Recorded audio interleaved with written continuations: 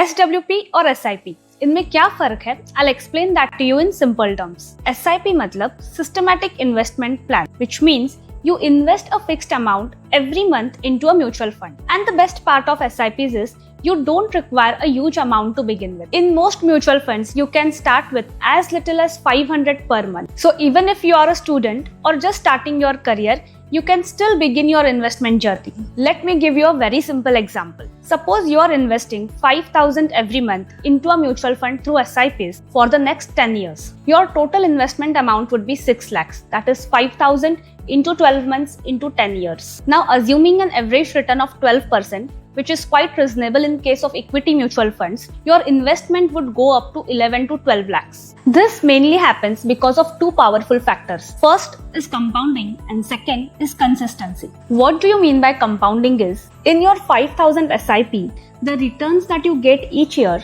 get added to your investment amount. So in the next year, you start earning return not only on your 6 lakhs of investment, but also on the return that it has generated. And that's how money grows from 6 lakhs to 12 lakhs. So this is all about SIPs. Now let me explain SWP, that is Systematic Withdrawal Plan. Let's say over the years your investment has grown to 15 lakh. Now instead of withdrawing it all at once, what you do is you withdraw 10,000 every month from the investment.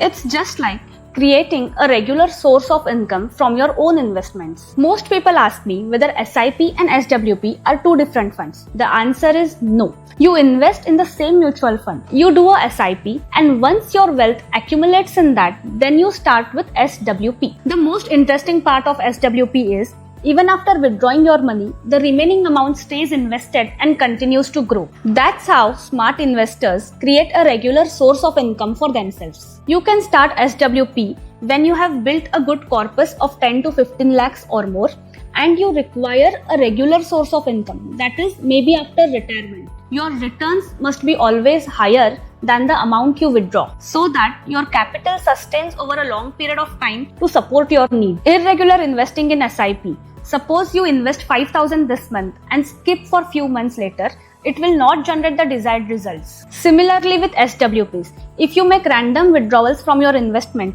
it will quickly reduce your wealth. So everything has to be in a proper planned and structured manner to get the best results. The best part of mutual funds is that you can create a regular source of income for yourself through SWP. So if you want to start your SIP or SWP, comment guide and I shall help you out.